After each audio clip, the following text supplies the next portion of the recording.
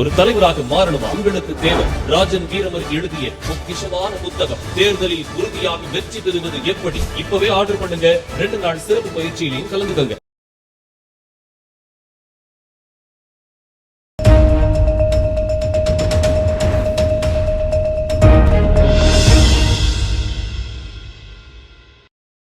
தினமலர் நேயர்களுக்கு வணக்கம். ராஜன் வீரமர் எழுதிய தேர்தலில் உறுதியாக வெற்றி பெறுவது எப்படி வழங்கும் உரைகள் நிகழ்ச்சிக்கு உங்களை அன்புடன் வரவேற்கிறோம். சென்னை உயர்நீதிமன்றம் மிக கடுமையான தன்னுடைய கண்டனத்தை பதிவு செய்திருக்கிறது. கனிம வள மணல் கொள்ளை தொடர்பான ஒரு வழக்குல பல விஷயங்களை கேட்டிருக்காங்க. என்ன பண்ணிட்டு இருக்கீங்க இது தொடர்பாக? ஏற்கனவே இது தொடர்பாக எடுக்கப்பட்ட நடவடிக்கைகள் குறித்து ஒரு அறிக்கை சமர்ப்பிக்க சொல்லியிருக்காங்க. அந்த அறிக்கையை சமர்ப்பித்த பிறகு வரிசையாக அடுக்கடுக்காக கேள்விகளை முன் வச்சிருக்காங்க. அதுல பாத்தீங்கன்னா என்ன தண்டனை கிடைத்திருக்கிறது, இவ்வளவு வழக்குகள் பதிவு செய்யப்பட்டா எத்தனைக்கு தண்டனை கிடைச்சிருக்குன்ற தொடர்பான அறிக்கை இதுல இல்லையே. வருவாய்த்துறை அதிகாரிகள் மீது என்ன நடவடிக்கை எடுத்திருக்காங்க மாவட்ட ஆட்சியர்கள்? இனிமேல் நடவடிக்கை எடுக்கணும். தொடர் ஆய்வுகள், திடீர் ஆய்வுகள் நடத்தப்பட வேண்டும். அதாவது இது சம்பந்தமாக புகார் கொடுப்பவர்கள் பாதுகாக்கப்பட வேண்டும். அவர்கள் சமூக ஆர்வலர்களாக இருக்கட்டும், இல்லைன்னா பத்திரிகையாளர்களாக இருக்கட்டும், அவர்களுடைய உயிருக்கு பாதுகாப்பு அளிக்கப்பட வேண்டும். ஏன்னா தமிழகத்தில் தொடர்ந்து நம்ம பார்க்கிறோம், நிறைய மணல் கொள்ளை சம்பவங்களாகட்டும், கனிம வள கொள்ளையாகட்டும், சமூக ஆர்வலர்கள் அதற்கு எதிராக போராடும் பொழுது உயிரை கூட அதற்காக இழக்க நேரிடுகிறது. இறந்திருக்காங்க. அது தொடர்பாக காவலர்கள் மிரட்டப்பட்டிருக்கிறார்கள் அப்படின்னு பல சம்பவங்களை நம்ம பார்த்திருக்கோம். இது அத்தனைக்கும் காரணம் பணபலம் மற்றும் ஒரு அரசியல் அதிகாரம் ரெண்டையும் பயன்படுத்தி இந்த கனிம வளத்தை கொள்ளையடிப்பவர்கள் மாஃபியாக்கள் மாதிரி செயல்பட்டு கொண்டிருக்கிறார்கள். உயர்நீதிமன்றம் மிகப்பெரிய கண்டனத்தை தெரிவித்திருக்கிறது. அது தொடர்பாக தான் இன்னைக்கு பேசுகிறோம். ஆட்சி அதிகாரமும் பணமும் சேர்ந்தா இதுதான் பலனா, இதுதான் மக்களுக்கு கிடைக்குமா, இதற்கு எதிராக எந்த நியாயமும் கிடைக்காதா, இதற்கு எதிராக நடவடிக்கையை எடுக்க மாட்டாங்களான்ற ஒரு வேதனை குரலோடு இன்றைக்கு நம்ம விவாதத்தை தொடங்க இருக்கோம்.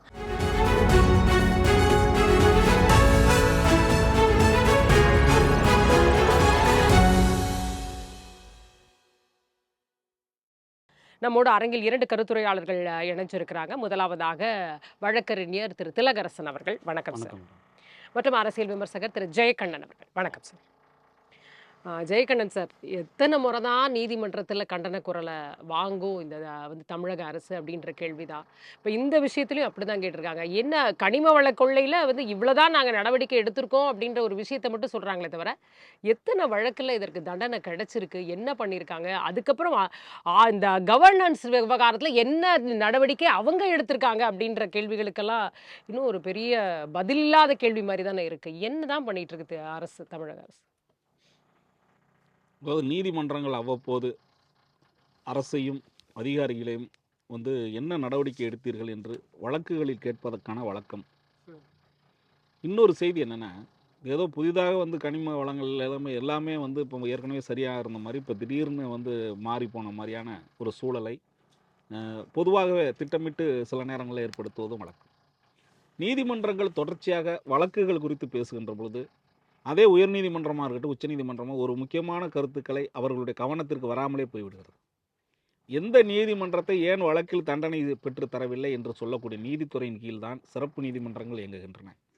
அந்த சிறப்பு நீதிமன்றங்களை அரசின் சார்பாக அத்தனை வசதி வாய்ப்புகளையும் அதிகாரிகளையும் இன்னும் சொல்லப்போனால் நீதிமன்ற அலுவலர்களையும் செய்து கொடுத்தாலும் கூட அந்த நீதித்துறையினுடைய பயன்பாடு என்பது சிறப்பு நீதிமன்றமாக இருந்தாலும் கீழ்நிலை நீதிமன்றமாக இருந்தாலும் நீதித்துறையினுடைய அந்த உயர்நீதிமன்றம் உச்சநீதிமன்றத்தினுடைய அவர்களுடைய வரம்பிற்குள் தான் வருகிறது.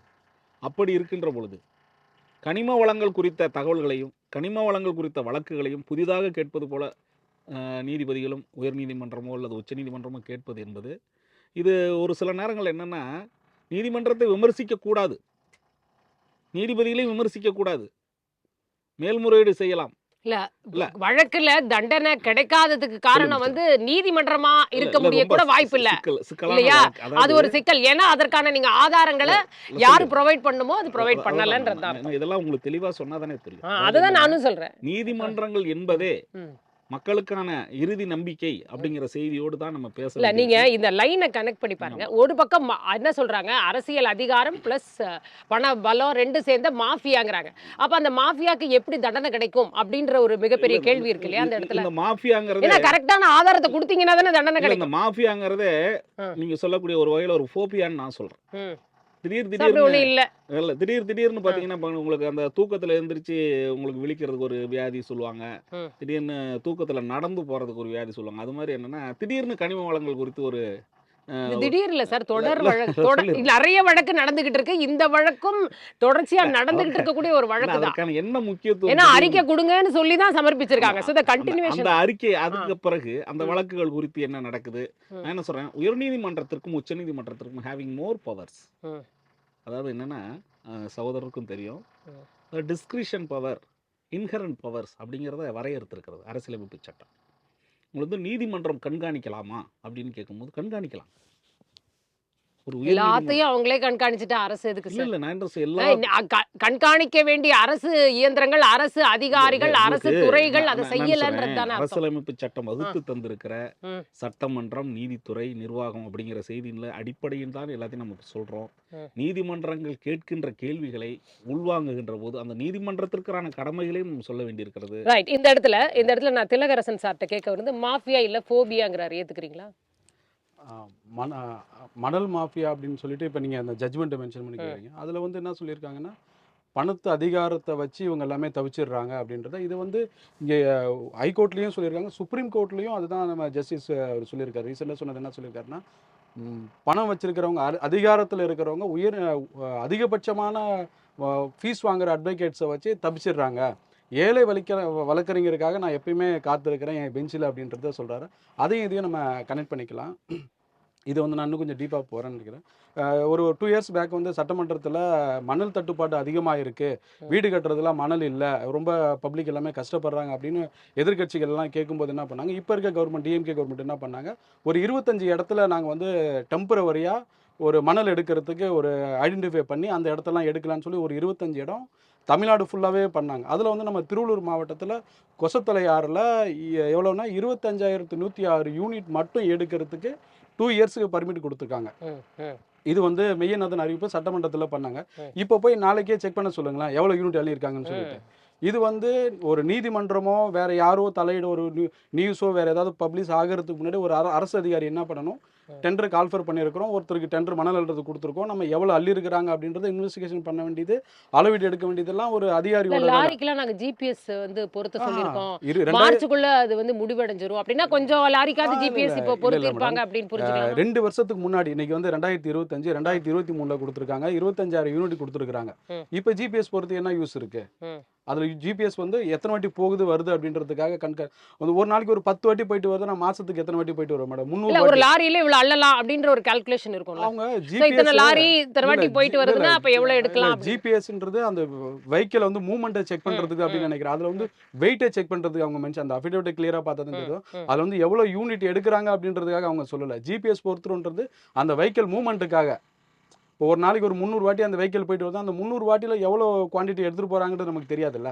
இல்ல ஓரளவுக்கு அது ஜட்ஜ் பண்ண முடியும்ல அதுல? கண்டிப்பா முடியும். அதை வந்து எப்போ பண்ணியிருக்கணும், இவங்க 25 இடத்துக்கு பர்மிஷன் கொடுத்தாங்கல்ல, அப்பயே கரெக்டாக கொடுத்துருக்கணும். இவங்க என்ன பண்ணுவாங்கன்னா 2 வருஷத்துக்குன்னு கொடுப்பாங்க. ஒரு டெண்டர் கால்ஃபர் பண்ணும்போது அந்த மணல் எடுக்கிறதுக்கு 2 வருஷத்துக்கு கொடுப்பாங்க, குவான்டிட்டி கொடுத்துருவாங்க. 25,000 டன்னு தான் நீங்கள் எடுக்கணும்னு சொல்லிட்டாங்க. அந்த கால அளவு பார்த்தீங்கன்னா 2 வருஷத்துக்குள்ள எப்போ வேணால் எடுத்துடலாம். அந்த 2 வருஷம் கொடுக்கறது 1 மாசத்துல கூட அந்த 25,000 யூனிட் எடுத்துட்டு மீதி இருக்கிறதெல்லாம் அப்படியே அள்ளிக்குப்பாங்க. அவங்களுக்கு ஃபேவர் பண்றதுக்காக தான் கவர்மெண்ட் அந்த மணல் கொள்ளை. இவங்க அரசு தரப்புல சொல்லக்கூடிய இன்னொரு விஷயம் சட்டவிரோத குவாரிகள் அப்படின்றத சொல்றாங்க. அதை வந்து கண்ட்ரோலே பண்ண முடியாத இயங்குதா கிட்டத்தட்ட? ஆமா, இப்ப கூட வந்து அந்த அறிக்கையில கூட சொல்லிருக்காங்க 1479 குவாரிகளை கண்டுபிடிச்சிருக்காங்களா 2020ல இருந்து 25க்குள்ள. இப்ப நம்ம அப்போ அந்த கான்செப்டும் எனக்கு புரியல. நல்லா தெரிஞ்சுக்கோங்க மேடம். ஒரு உதாரணத்துக்கு சொல்றேன். ஒரு டாஸ்மாக் கடை இருக்கு, ஒரு சர்க்கிள்ல ஒரு டாஸ்மாக் அதிகாரிக்கு தெரியாம அந்த கடை இயங்க முடியுமா? பர்மிஷன் வாங்கிட்டா கடை நம்பர், அதுக்கு ஒரு போலீஸ் இருக்கிறாரு, அதுக்கு ஒரு கலால் ஆபீசர், எல்லாம் உரிமம் இல்லாத பார் எல்லாம் போய் கண்டுபிடிச்சு இல்ல மேடம். கஞ்சா வேட்டைன்னு சொல்லி நீங்க பாத்துருப்பீங்க. கஞ்சா விற்கிறது ஏரியாவில் பாத்தீங்கன்னா 10 பேர் தான் அந்த லிமிட்ல விற்பான். அது போலீஸுக்கு கிளியரா தெரியும். தேவைன்றப்ப வரும்போது போய் பிடிப்பாங்க. அவங்க லிமிட்டில் வச்சுப்பாங்க, எல்லாமே தெரியும் அவங்களுக்கு. ஏதாவது வந்து பெருசாக பூதகரமாக ஆகும்போது போய் பிடிச்சி இந்த மாதிரி நாங்கள் அப்புறம் எதுக்கு மேடம் கவர்மெண்ட், அதுக்கு எதுக்கு ஆஃபீஸரு, கலெக்டரு, தாசில்தார், டிஆர்ஓலாம் எதுக்கு? ஒரு மணல் கொள்ளைன்றது ஒரு குவாரின்றது சின்ன இடமா? ஒரு 10க்கு 10 இருக்கிற இடமா? ஜேசிபி லாரிலாம் போக முடியாத ஒரு இடமா? அந்த மாதிரி எங்கேயாவது இருக்கா? இவங்க வந்து கூட்டு கொள்ளை மேடம். நான் அடுத்து நீங்கள் என்கிட்ட ஒரு கேள்வி கேட்கும்போது ப்ரூஃபோட எனக்கு ஒரு ஆதாரம் இருக்குது, நான் அதை சொல்கிறேன். இவங்க எல்லாமே கூட்டு கொள்ளையர்கள் தான். இவங்களுக்கு வந்து எதுவுமே தெரியாது. ஈஸியாக வந்து தாசில்தாருக்கோ கலெக்டருக்கு வேணா எப்படின்னு தெரியல, தாசில்தாருக்கு இவங்க எல்லாமே வருவாய்த்துறை ஆய்வாளர்களுக்கு எல்லாமே தெரியாமல் மணல் கொள்ளையோ இல்லீகல் பெரிய பிஸ்னஸ் நடக்கிறது எதுவுமே தெரியாமல் இருக்காது. சின்னது இருக்கலாம், சின்ன இப்போ எப்படின்னா ஒரு பெரிய லேஅவுட் போடுறாங்க, ஒரு 5 ஏக்கர் 10 ஏக்கர் பில்டிங் கட்டுறாங்கன்னா அது வந்து கண்டிப்பாக இவங்களுக்கு எல்லாருமே தெரியும். அதில் வந்து எல்லா சம்மந்தப்பட்ட அதிகாரியுமே இருப்பாங்க. அவங்க வந்து எல்லாருக்குமே தெரிஞ்சு தான் பண்ணும். இந்த மாதிரி ஒரு பெரிய மணல் கொள்ளை, வேறு பெரிய இதெல்லாம் குவாரிலாம் பண்ணும்போது கண்டிப்பாக அவங்களுக்கு தெரியாமலாம் நடக்கவே ஒரு 1% கூட வாய்ப்பு இல்லை. கண்டிப்பாக அவங்க வந்து கூட்டு கொள்ளையர்கள் எல்லாத்துலேயுமே. அரசு அதிகாரிகள் ப்ளஸ் பொலிட்டீஷியன்ஸ் இவங்க எல்லாமே கூட்டு கொள்ளையர்கள். வர்ற லாபத்தை பிரிச்சுக்க வேண்டியது. லாஸ்ட்டில் வந்து டிரைவர் மட்டும்தான் சிக்கினாருன்னு சொல்லுவாங்க. எல்லாருமே ஓடிட்டாங்க, டிரைவர் மட்டும்தான் சிக்கினாரு. அந்த டிரைவர் கூட எங்களால் ரிமாண்ட் பண்ண முடியல. அவங்க வந்து ஒரு வாரம் கழிச்சு ஆன்டிசிபேட்டரி பெயில் வாங்கிட்டாங்க அப்படின்னு அடுத்து நான் எல்லாத்துக்கும் வருது. வந்து ஜெயகண்ணன் சார் அதாவது ரொம்ப தெளிவாக, அதாவது அவர் கேட்குற கேள்வியில் நியாயம் இருக்குது. எப்படி ஒரு அரசு அதிகாரிகள் அங்கே இருக்கிற அந்த ஏரியாவில் இருக்கிற மக்களுக்கே தெரியுது எடுக்கிறாங்கன்னு, அப்போ அரசு அதிகாரிகள் ஆகட்டும் காவல்துறையினராகட்டும் யாருக்குமேவா தெரியாமல் போகும்? அப்போ அப்படி இருக்கும்போது அது ஒரு நெட்வொர்க் மாதிரி தானே இருக்குது அப்படின்றது, அதை தானே கோர்ட்டும் சஸ்பெக்ட் பண்ணுறாங்க. அது கரெக்டாக தானே இருக்குது. நீங்கள் ஒரு முக்கியமான செய்தி தெரிஞ்சுக்கிட்டு, அதாவது மணல் மாஃபியா அப்படின்னு பொதுவாக சொல்லிடுறோம்ல. மணல் மாஃபியாங்கிறது ஒன்றும் வெளிநாட்டிலேருந்து வந்துடுற ஆளுங்களாலும் கிடையாது, இல்லை நம்ம இல்லை இங்கே இருக்கிற ஆட்கள். அதாவது என்னென்னா, இது ஆரம்ப கால தொட்டு இதற்கான கொள்கை முடிவுகளை எடுக்க வேண்டிய அரசுகள் ஒரு அதாவது நீதிமன்றங்களின் கண்டனத்திற்கோ அல்லது நீதிமன்றங்களுடைய தொடர் எச்சரிக்கைக்கோ அதற்கு முன்பாக ஒரு சில செய்திகள் என்னென்னா, இன்றைக்கு வந்து உங்களுக்கு கிராமங்களை விட தெரியும், அந்த மண்ணுக்கு கீழே இருக்கிறது அரசுக்கு சொந்தம் அப்படிங்கிற மாதிரியான ஒரு அதாவது கனிம வளங்களை அரசுக்கு சொந்தமானதாக வைத்திருக்கிறோம். இப்போ வந்து ஓடுகின்ற ஆற்று படுகைகளில் இருக்கின்ற மணலை எடுக்கக்கூடாதுங்கிறது விதி. ஆனாலும் கூட அது பின்பற்றப்படுவதில்லை. ஒரு தனியாருடைய உங்களுக்கு வயல்வெளிகளிலேயே உங்களுக்கு வந்து உங்களுக்கு சாதாரணமாக இருக்கக்கூடிய பகுதிகளில் கூட நீங்கள் மணலையோ மண்ணையோ தனிப்பட்ட முறையில் அங்கேருந்து எடுக்க முடியாது. இப்படி தான் விதிமுறைகள் வகுக்கப்பட்டிருக்கு. சரி, இதெல்லாம் எதுக்குன்னா, கனிம வளங்கள் குறித்து வரும்போது மணல் அதாவது மைன்ஸ் அண்ட் மினரல்ஸ் அப்படிங்கிற அந்த டிபார்ட்மெண்ட் சொல்லக்கூடிய செய்தி என்னென்னா, இங்கெல்லாம் இத்தனை குவாரிகள் அனுமதி கொடுக்கப்படுகிறது. உங்களுக்கு ஒரு பகுதியில் வந்து குவாரிக்கான அனுமதி கொடுக்கறதுனா அது நீங்கள் சாதாரணமாக எடுத்துக்கணும், அந்த துறை சார்ந்த அதிகாரிகளுக்கு கொடுக்கணும், அதற்கு பிறகு கண்காணிக்கணும். இன்னொன்று அந்த பகுதியில் இல்லை, ஒரு ஒரு உதாரணத்துக்கு ஒரு தோழர் மாதிரி நானும் சொல்கிறேன். எங்களுடைய திருச்சி மாவட்டத்தில் துறையூரில் எங்களுடைய அந்த கரட்டு பகுதி அப்படின்னு ஒரு பகுதி இருக்குது. அது பார்த்திங்கன்னா மலை குவாரியில் குன்று, அந்த குன்று இருப்பதால் மற்றவர்களுக்கு பயன் உள்ளதா என்னதுன்னு ஒரு உங்களுக்கு அதற்கான விரிவான அறிக்கை கேட்குறாங்க.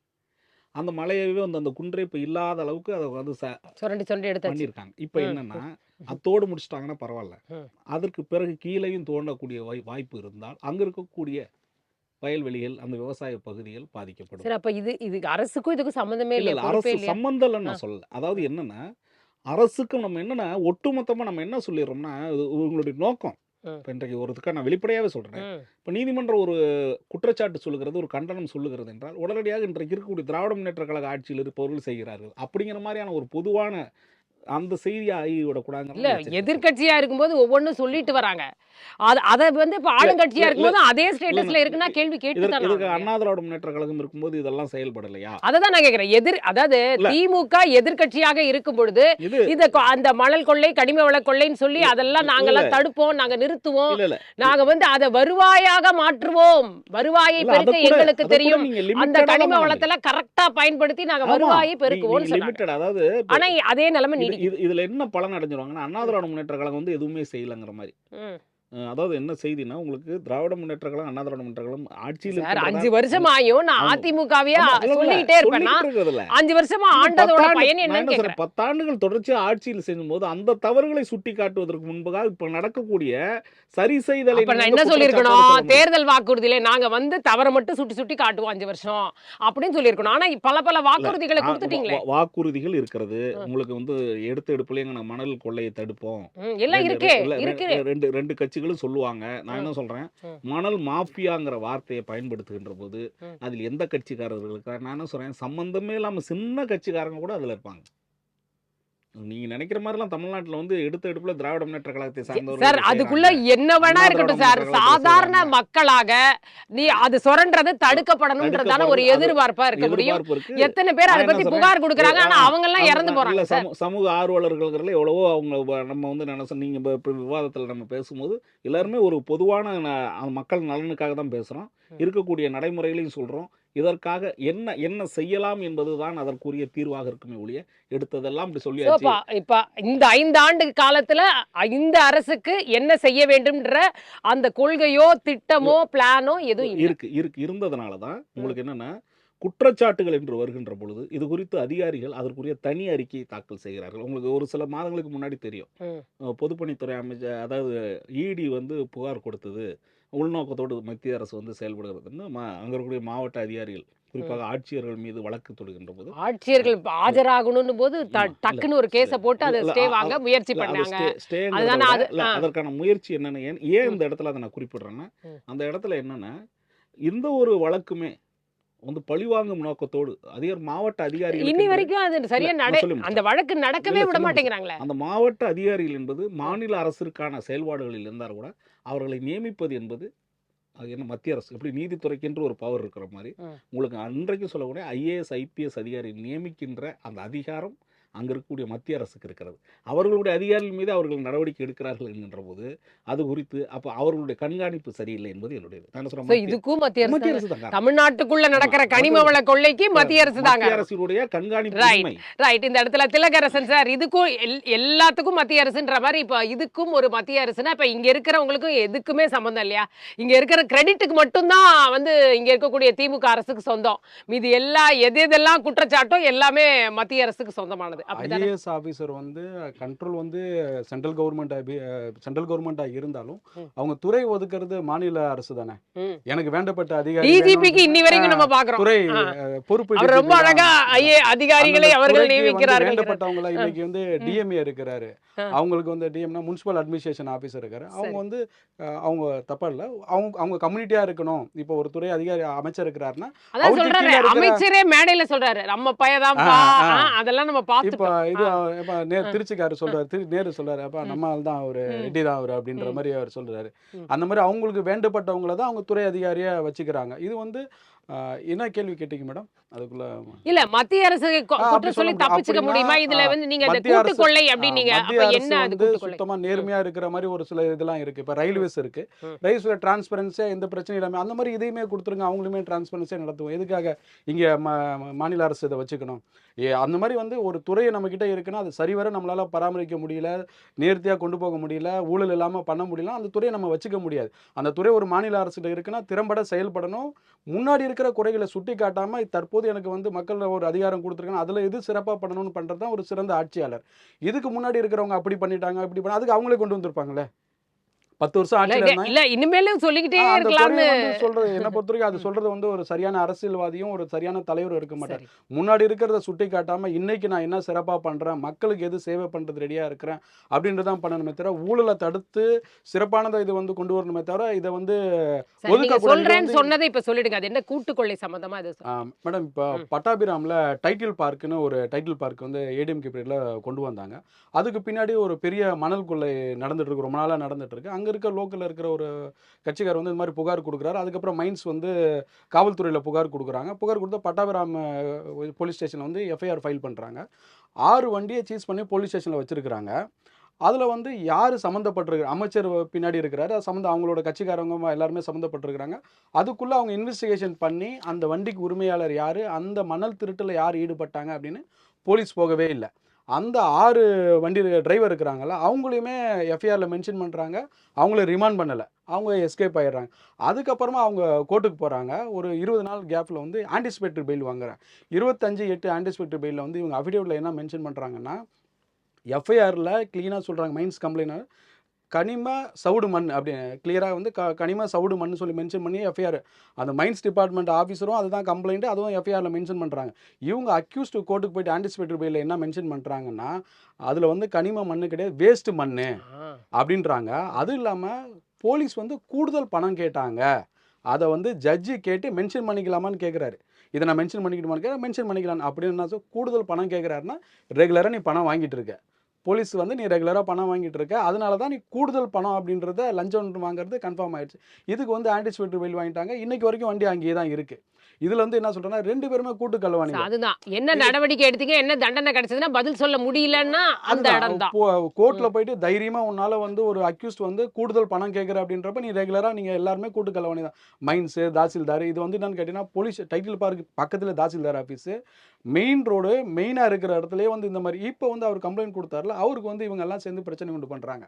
ஏற்கனவே தமிழ்நாடு ஃபுல்லா விஏஓ கொலை பண்றாங்க, மணலுக்கு ஏற்றி கொள்றாங்க, இந்த மாதிரி ஃபுல்லா பிரச்சனை இருக்கு. இது வந்து எல்லாருமே முழுசா பார்த்தீங்கன்னா எல்லாருமே கூட்டு களவாணிகள். அதுல வந்து இந்த மணல் கொள்ளையில வந்து கோர்ட் சொன்ன மாதிரி மணல் மாஃபியா பெரிய பெரிய டேர்ன் ஓவர் பிஸ்னஸ் தான் இது. ஒரு சாதாரண ஆளுலாம் இது பண்ண முடியாது. கண்டிப்பா ஒரு லாரி வேணும் அப்படின்னாலே பல லட்சங்கள்.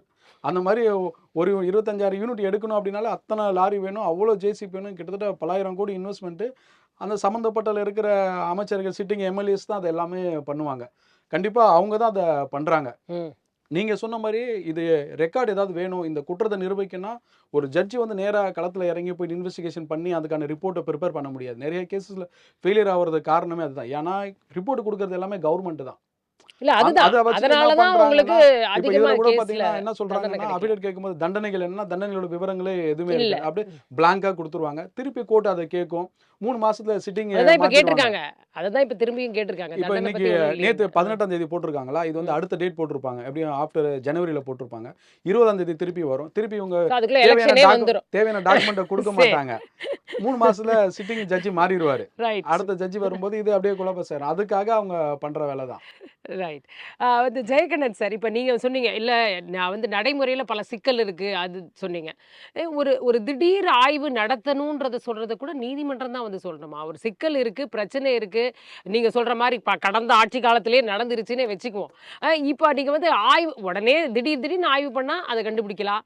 இந்த இந்த முழு கட்டுப்பாடு இப்போ வந்து முழு கவர்னன்ஸ் பண்ற இடத்துல கலெக்டர்ஸ் இருக்காங்க.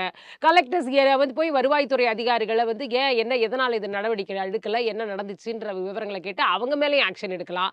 இப்படி பல ஆப்ஷன்ஸ் இருக்கு. எல்லாமே நீதிமன்றம் கொடுக்க வேண்டிய, இப்பதான் ஞாபகப்படுத்த வேண்டிய இடத்துல நீதிமன்றம் ரொம்ப கடினமான வேலையை செய்யக்கூடிய, அப்ப அந்த நிர்வாக திறனற்ற வேலை இந்த பொறுப்பாவது அரசு ஏத்துக்குமா? இல்ல அரசினுடைய தவறுகளை, குற்றங்களை சுட்டி காட்டுவது என்பது நீதிமன்றத்தினுடைய பணியாக இருந்தாலும் கூட அந்த தொடர்ச்சியாக நீதிமன்றங்கள் இந்த பணிகளை வந்து இப்போ அதிகாரிகள் மட்டத்தில் கண்காணிப்பதிலோ நீதித்துறைக்கு தலையீடு இருக்கிறது என்றால் இருக்கு. ஏன்னா நீதித்துறை தலையிடுகின்ற பொழுதுதான் அதிகாரிகள் சிறப்பாக செயல்படுவார்கள். உங்களுக்கு அந்த ஒரு வாய்ப்பு இருக்கு. என்ன பண்ணாலும் செயல்படாம இருக்க மாதிரி தானே தெரியுது. எவ்வளவு கேஸ், எவ்வளவு வழக்குகள். அதாவது பண்டை காலத்திலிருந்து நம்மளுடைய அது மற்ற நாடுகள் எப்படின்றதுல நம்மை பொறுத்தவரை இங்கே இருக்கக்கூடிய தமிழ்நாட்டிலோ மற்ற இடங்களிலோ குன்றில் இருக்கும் இடமெல்லாம் குமரன் இருக்கும் இடம் என்று சொன்னது அப்படிலாம் குவாரி ஆக்கிடுவாங்க. குன்று இடங்கள்லாம் கொள்ளை அடிப்போன்ற மாதிரி. ஒருவேளை முருகனையோ இல்ல ஏதோ பெருமாளையோ கொண்டு போய் உட்கார வச்சாவது இவனுங்க வந்து மலையை வந்து அப்படியே வச்சிருப்பானுங்கன்னு என்ன ஏற்கனவே சொன்னீங்களே ஒரு குன்று காணோம். ஆமா, அந்த மாதிரி இன்னொரு செய்தி, இப்போ குளங்களை வந்து இல்லாம போகுது அப்படின்னு சொல்லிட்டு உங்களுக்கு தெரியும். நான் கூட ஒரு முறை ஒரு சின்ன ஒரு ஹைக்கூ மாதிரி எழுதினேன். புகார் கொடுக்க போயிருந்தேன். அந்த அலுவலகம் வந்து ஏற்கனவே நான் கிணறை காணவில்லை என்று புகார் கொடுக்க போயிருந்தேன். அந்த அலுவலகம் வந்து ஏற்கனவே அதை குளத்தின் மீது கட்டியிருந்தார்கள். அந்த குளத்தின் மீது எடுக்க வேண்டிய நடவடிக்கையை நீதிமன்றத்தை கொண்டு அந்த நீதிமன்ற ஏரியின் மீது கட்டியிருந்தார்கள். இதுதான் இங்கே இருக்கக்கூடிய செய்தி. கனிம வளங்களையோ நீர்நிலைகளையோ பாதுகாப்பது என்பது வெறும் அதிகாரிகள் மட்டுமல்ல, மக்களுக்கான கருத்திலும் அது அவர்களுடைய விழிப்புணர்வு. மக்கள் புகார் தான் கொடுக்குறாங்க. அவங்கள உயிரோட, அவங்களுக்கு உயிருக்கு அச்சுறுத்தல் வருது இல்லையா? சவுடு மண்ணு எல்லாம் சொன்னார் இல்லையா? கிராமங்கள்ல வந்து பாத்தீங்கன்னா இதே போன்ற எங்களுக்கு வந்து எங்க ஊர் ஏரியில வந்து அரசு சார்ந்த சிலர் வந்து மக்கள் பிரதிநிதிகள் என்ற பெயரில் சவுடு மணலை எடுக்கிறோன்னு போகும்போது ஒட்டுமொத்தமாக மக்கள் எல்லாம் திரண்டு சென்று அப்படி ஒரு இல்ல உண்மையிலே கிராமங்கள்ல மக்கள் போராடுறதுனால தான் நடக்கிறது குறையுது. சொல்லிடுறேன். இதைத்தான் நான் என்ன சொல்றேன்னா, பொதுமக்களுக்கான விழிப்புணர்வு என்கின்ற போது வெறுமனே வந்து விஓ அங்க ஒருத்தர் இறந்துட்டாரு, சமூக ஆர்வலர் ஒருத்தரை கொண்டுட்டாங்க இப்படிங்கிற செய்தி அல்ல. நீதிமன்றத்தினுடைய பணிகள் என்பது ஒட்டுமொத்த நீதிமன்றத்திற்கு அரசும் அதிகாரிகளும் அடிபணிய வேண்டும் என்பது அரசியலமைப்பு சட்டம் வகுத்து கொடுக்கிற விதி என்கின்ற பொழுது நீதிமன்றம் இன்னும் கூட காத்திரமாக சாட்டையை சுழற்றலாம். அந்த அடிப்படையில் பார்க்கின்ற போது அனைவருமே இந்த கருத்தை நம்ம ஏற்றுக்கொள்ளத்தான். யாரும் வந்து கனிம வளங்களுக்கு எதிராக உள்ள கனிம வளங்களை கொள்ளையடிப்பவர்களை வந்து ஆதரிப்பதோ நம்முடைய நோக்கம் அல்ல.